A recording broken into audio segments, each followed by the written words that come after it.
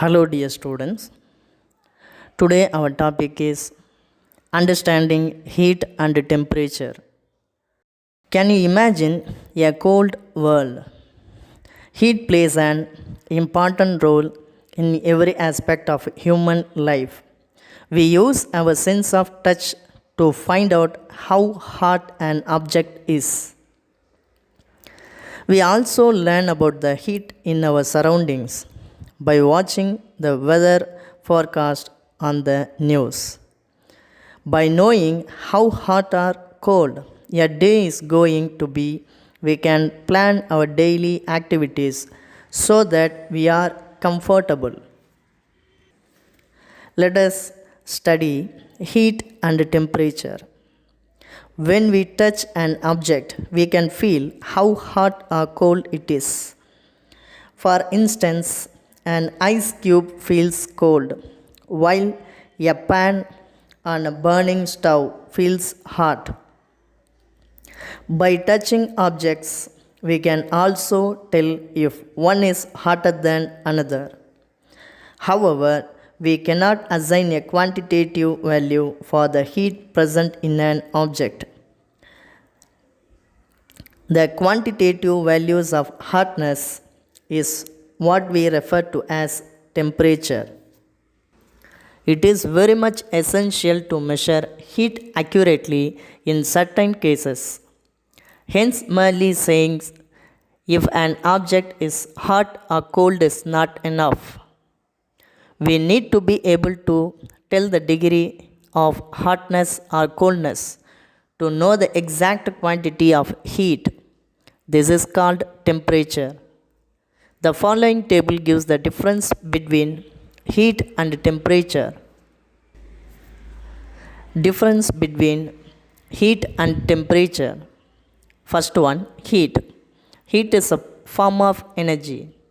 Transfers from a hot object to a cold object. SI unit is joules. When heat is transferred, the total amount of heat in the systems remains the same. Next, temperature. Heat is a measure of degree of hotness or coldness of a body, higher in a hot object than in a cold object. SI unit is Kelvin. When heat is transferred, the temperature of the system does not remain the same. However, we can feel heat in our daily life. That is, when we have to drink a cup of milk or coffee, you just touch it to feel it is not too hot to drink.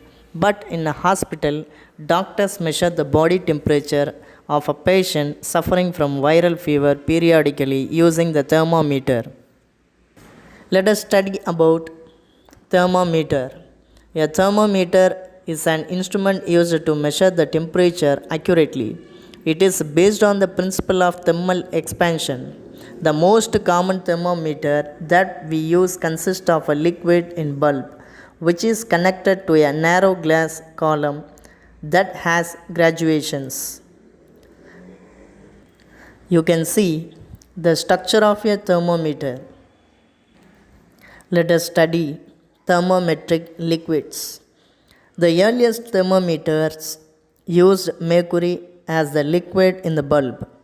However, mercury is highly toxic and it is being replaced by alcohol in recent years. The following table describes the properties of mercury and alcohol, which makes them suitable to be used in thermometers. Now we are going to study about properties of the two common thermometric liquids. One is mercury, another one is alcohol. Properties of mercury: opaque and shiny liquid metal which does not wet glass. Uniform thermal expansion. A good conductor of heat has a high boiling point and freezing point. Then, properties of alcohol. Through transparent, it can be colored to make it visible. Highly sensitive to temperature changes. Low freezing point good thermal expansion. Unlike mercury, it is non-toxic. Now we are going to study about characteristics of good thermometric liquid. Uniform thermal expansion. A good conductor of heat has a high boiling point and low freezing point. Non-toxic and easy to handle. Next we shall study about types of thermometer. Different types of thermometers are used in our everyday activities. The clinical thermometer and the laboratory thermometer are two types of thermometers. The first one is clinical thermometer, then second one is laboratory thermometer. Difference between laboratory and clinical thermometer. First one, clinical thermometer, used to measure the body temperature. The maximum and minimum temperatures that can be measured are 42 degree Celsius and 35 degree Celsius respectively. The thermometer need not be in contact with the body while reading the temperature. Has a kink that avoids the liquid to flow back to the bulb. Easier to use than a laboratory thermometer. The liquid level does not come down on its own. Then second type, laboratory thermometer, used in laboratories, used during scientific experiments. The maximum and minimum temperatures that can be measured as 110 degrees Celsius and minus 10 degrees Celsius respectively. The thermometer must be in contact with the object while reading the temperature. Does not have a kink to avoid the liquid flowing back to the bulb. Harder to use than clinical thermometer. The liquid level gradually comes down on its own.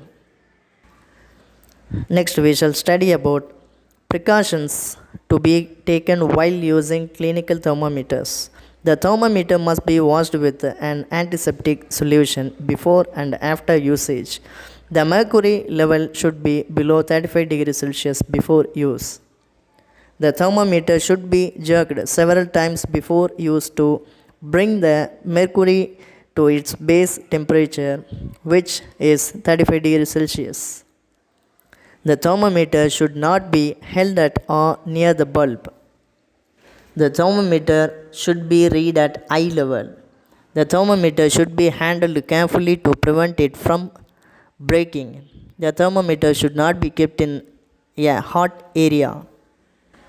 Next, precautions to be taken while using laboratory thermometers. The thermometer should be kept upright while measuring temperature. The bulb should be in contact with the substance for which the temperature is being measured. The bulb should not touch the surface of the container.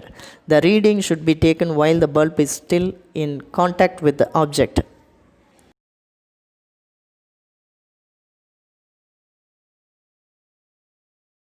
Apart from clinical and laboratory thermometers, nowadays a more simpler form of thermometer is used, which is the digital thermometer. A digital thermometer does not use the principle of thermal expansion of liquids.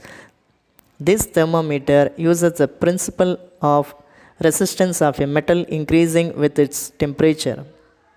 The resistance of certain metals increases as their temperature increases and decreases when the temperature decreases. The digital thermometer works by providing a voltage across the electrode. Then the current is measured, which changes with the temperature as the resistance changes. A microchip is then used to convert the measurement into a temperature reading. The next one is more important thing. We are going to study about calibrating a thermometer. A thermometer must be calibrated before use.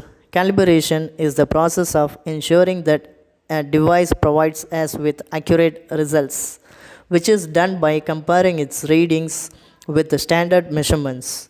The process of calibration involves using two fixed points as standards. In this case, two objects of known temperature are used to calibrate the working of a thermometer. The thermometer is kept in contact with the surfaces of each temperature, and the level of liquid rise in the column is marked. Once this is done for the both known objects, the space between the two marks on the column are divided equally. These are the graduations that we see on the column of a thermometer. Let us study about temperature scales. The first one is Celsius scale. The Celsius scale was introduced by the Swedish astronomer Anders Celsius in 1742. It uses the freezing and boiling temperatures of water as the fixed points for its calibration. There are 100 divisions between the two fixed points. The Celsius scale is the most widely used scale worldwide. Second one, Fahrenheit scale. Fahrenheit is the official temperature measurement scale. This temperature scale was introduced by the physicist Daniel Gabriel Fahrenheit in 1724. The Fahrenheit scale takes 32 degrees Fahrenheit as the freezing point and the 212 degree Fahrenheit as the boiling point of water. It has 180 divisions between the two fixed points. Due to the additional divisions on the scale, using this scale allows us to detect even mirror changes in temperature. The following formula can be used to convert Fahrenheit to Celsius. If Celsius is the temperature Celsius and Fahrenheit is the temperature in Fahrenheit, then C equal to 5 by 9 multiple F minus 32. Next we shall study about Kelvin scale. The Kelvin scale is considered as the SI unit of measuring temperature. It is widely used by scientists in scientific experimentation and documents. This scale was introduced in 1948 by Lord William Thomson Kelvin. The Kelvin scale is also known as the absolute scale because its lowest point is taken when the heat energy of a system is zero. The second fixed point in the Kelvin scale is the freezing point of water, which is taken as 273 Kelvin. The following formula can be used to convert Celsius and Kelvin. If Celsius is the temperature is Celsius and Kelvin, that is the K is the temperature in Kelvin, then C equal to K minus 273.15. Therefore, we can take F minus 32 divided by 9 equal to C divided by 5.